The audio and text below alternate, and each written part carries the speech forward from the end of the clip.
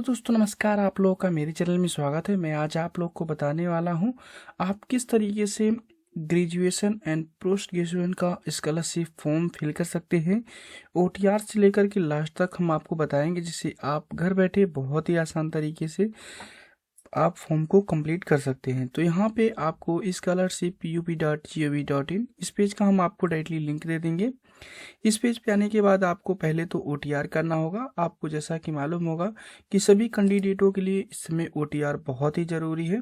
तो हम बता दें कि यहाँ पे ओटीआर करने के लिए कंडीशन होता है कि आपके आधार से रजिस्टर्ड मोबाइल नंबर आपके पास होना चाहिए। तो चलिए हम यहाँ पे ओटीआर पंजीकरण पे क्लिक करते हैं। जिससे इसके अकॉर्डिंग यहाँ पे scholarship.up.gov.in इस तरीके का पेज ओपन होगा पॉपअप के अकॉर्डिंग। यहाँ पे आपको बताया जाता है वन टाइम रजिस्ट्रेशन के अकॉर्डिंग आपका स्कॉलरशिप फॉर्म फिल किया जाएगा। और यहाँ पे आपको ये भी बताया गया है कि जो भी one time OTR registration number generate होगा वो यूपी के स्कॉलरशिप के अकॉर्डिंग जब भी आप फॉर्म फिल करेंगे वो ओटीआर नंबर आपको चाहिए। तो ओटीआर के लिए आप को बताया गया है कि मोबाइल नंबर अथेंटिकेशन किया जाएगा, आधार अथेंटिकेशन किया जाएगा, उसके बाद ओटीआर जनरेट कर दिया जाएगा। तो चलिए हम यहाँ पे डिक्लेरेशन चेकआउट करते हैं, प्रोसीड पे क्लिक करते हैं।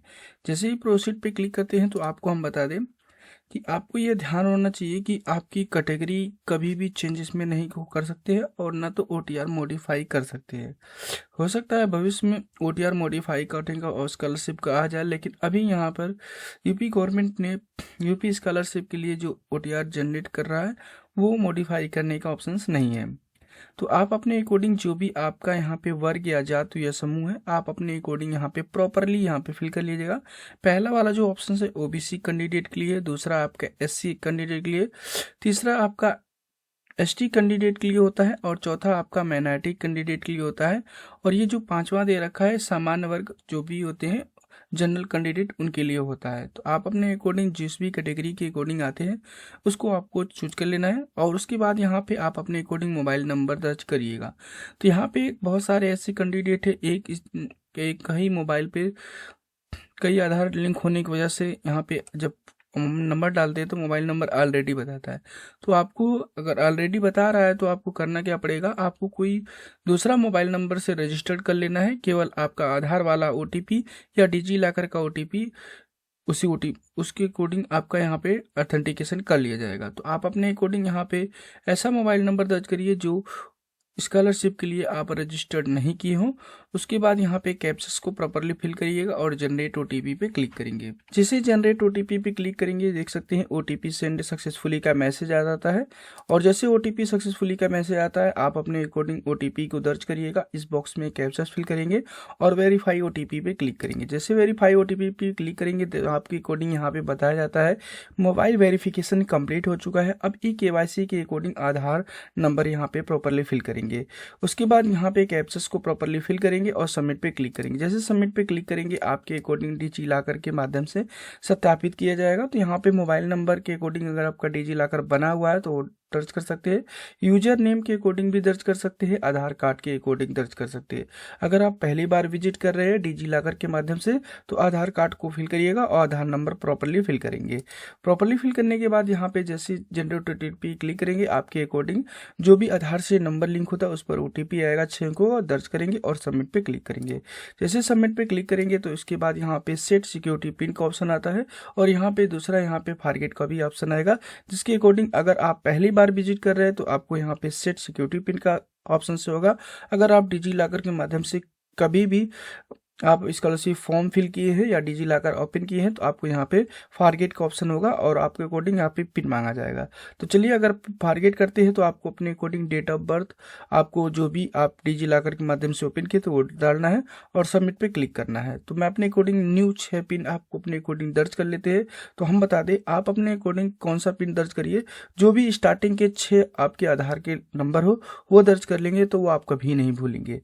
उसके बाद यहाँ पे आपको यहाँ बताया जाता है कि डिजी लॉकर का सत्यापन किसके माध्यम से किया जाए। तो इस डॉक्यूमेंट के अकॉर्डिंग आपको Aadhaar card, degree certificate, driving licence, PAN card और भी बहुत सारे डॉक्यूमेंट हैं। तो चलिए हम अपने अकॉर्डिंग आधार कार्ड को ट्री करते हैं। अलाउ पे क्लिक करेंगे।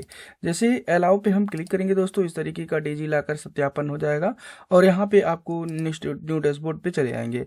न्यू डैशबोर्ड पे आने के बाद यहाँ पे आपका फोटो शो होगा, आपका नाम शो होगा, जो भी जेंडर शो होगा, गार्जियन नेम शो होगा, डेट ऑफ बर्थ होगा, जो भी डिस्ट्रिक्ट है, स्टेट है और जो भी एड्रेस है। तो उसके बाद वेरीफाई KYC डिटेल पे आपको क्लिक करना है।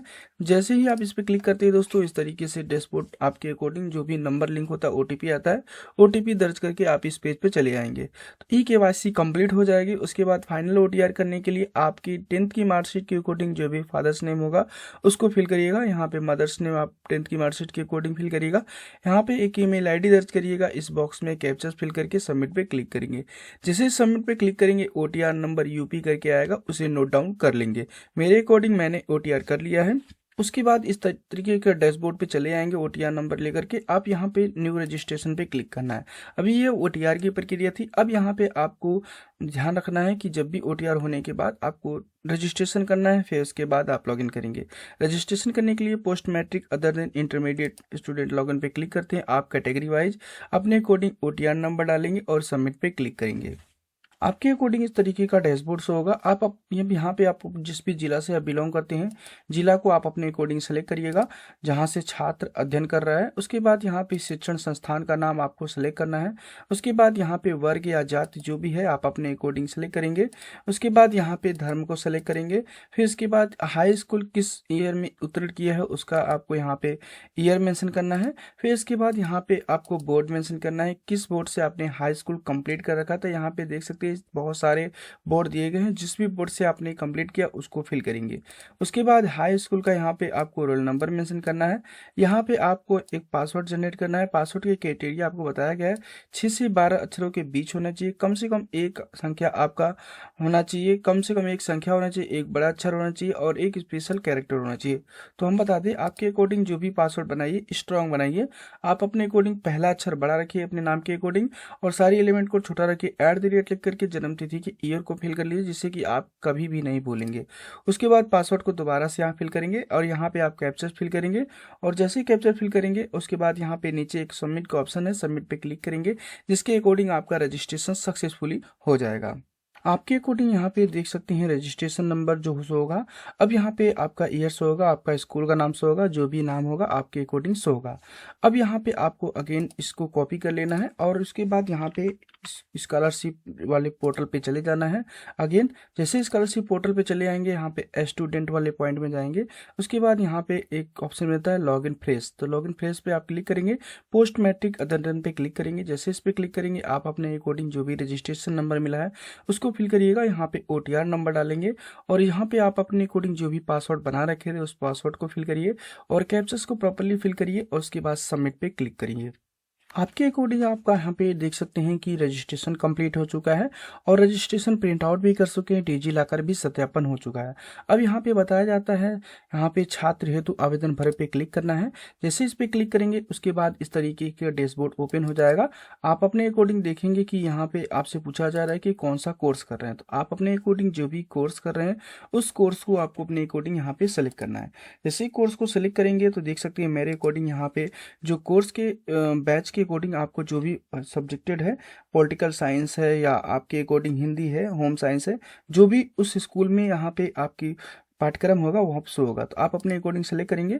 जैसे सेलेक्ट करेंगे उसके बाद यहाँ पे आपको पूछा जा रहा है कि कौन से ईयर में आप भाग ले रहे हैं, पहले या दूसरे। तो अगर आप पहली बार फॉर्म फिल कर रहे हैं, फर्स्ट ईयर में है, तो यहाँ पे 1 मेंशन करेंगे। अगर दूसरे साल में आप फिल कर रहे हैं तो 2 मेंशन करेंगे।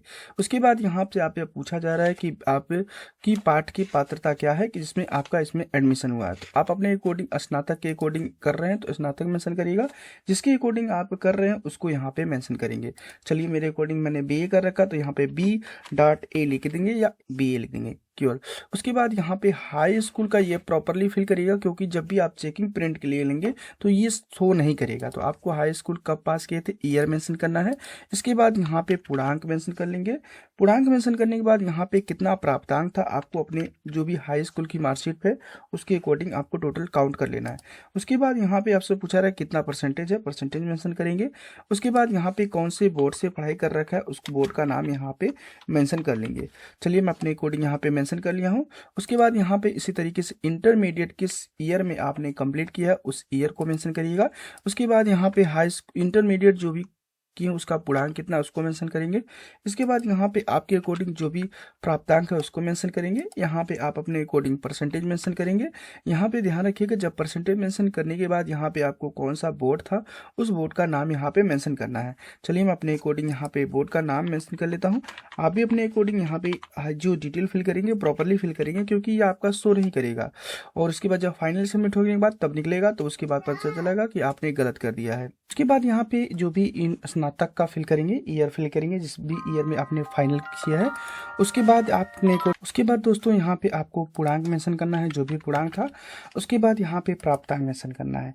तो प्राप्तांक चलिए हम अपने अकॉर्डिंग यहाँ पे मेंशन कर लेते हैं। उसके बाद यहाँ पे जो भी परसेंटेज आप अपने अकॉर्डिंग यहाँ पे मेंशन कर लेंगे। चलिए मैं अपने अकॉर्डिंग यहाँ पे मेंशन कर लेता हूँ।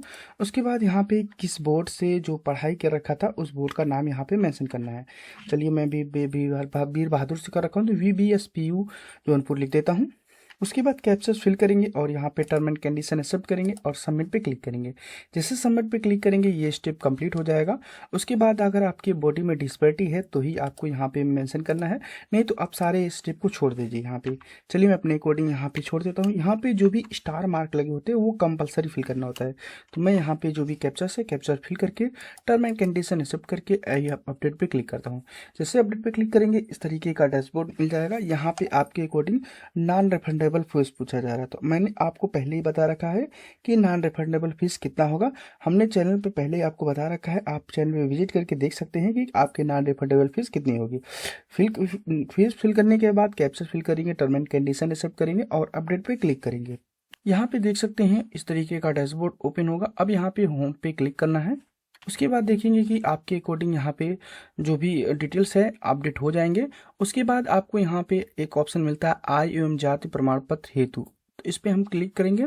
आप अपने अपने अकॉर्डिंग यहाँ पे जो भी इनकम सर्टिफिकेट है फादर का ही मेंशन करिएगा, फादर या मदर या गार्जियन का ही आपको अपडेट करना है। तो आप अपने अकॉर्डिंग इनकम फॉर्म संख्या डालना है और इनकम सर्टिफिकेट नंबर डालना है, कैप्चर्स फिल करना है और सबमिट पे क्लिक करना है, जिससे के अकॉर्डिंग आपका यहाँ पे इनकम सर्टिफिकेट की जो विवरण है आपको दिखाया जाता है, वेरीफाई कर लेना है।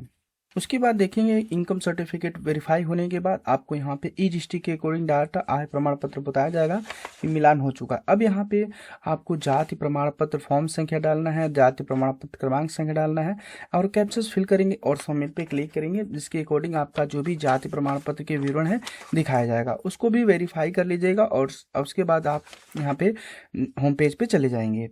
उसके बाद आपके अकॉर्डिंग यहाँ पे भी देख सकते हैं जाति हेतु आवेदन पत्र पे क्लिक करेंगे, इसके अकॉर्डिंग आपकी डिटेल्स दिखाई जाएगी। जैसा कि आपको यहाँ पे दिखाया जाता है कि मेरा 5 स्टेप कंप्लीट हो चुका है। अब हम यहाँ पे जाति हेतु आवेदन पत्र पे क्लिक करेंगे, आपके अकॉर्डिंग आपकी डिटेल्स दिखाई जाएगी। अब यहाँ पे प्रिंट आउट करके अपनी डिटेल्स को चेकआउट कर लेते हैं और चेक करने के बाद आपको यहाँ पे होम बैक पे क्लिक करना है। उसके बाद देखेंगे इस तरीके का डैशबोर्ड। उसके बाद यहाँ पे जांच हेतु आवेदन सबमिट पे क्लिक करेंगे, जिसके अकॉर्डिंग आपको ओके पे क्लिक करना है। जैसे ओके पे क्लिक करेंगे आपके अकॉर्डिंग सबमिट हो जाएगा और आपको बताया जाता है 3 दिन के बाद ही आपका फाइनल सबमिट निकलेगा। तो दोस्तों हम बता दें, जब भी आप फॉर्म फिल करेंगे उसके बाद 1 दिन बाद दोबारा से लॉगिन करके यहाँ पे संस्था में हेतु आवेदन पत्र पे क्लिक करेंगे, जिसके अकॉर्डिंग आप अपना जो फॉर्म है डाउनलोड करके अपने संस्था में जमा कर सकते हैं। इस तरीके से आपको और ये बता दें कि कौन कौन से डॉक्यूमेंट लगेंगे। तो आपके अकॉर्डिंग जो भी एजुकेशन जो भी मार्कशीट फॉर्म फिल करते समय लगाया था वो सारी मार्कशीट लगेगी। उसके बाद इनकम सर्टिफिकेट और आपकी कास्ट सर्टिफिकेट और आधार कार्ड और बैंक पासबुक की फोटोकॉपी करा करके अपने कॉलेज में जमा कर देना है। इस तरीके से आपको फॉर्म को कंप्लीट करना है। ओके दोस्तों, थैंक यू, बाय।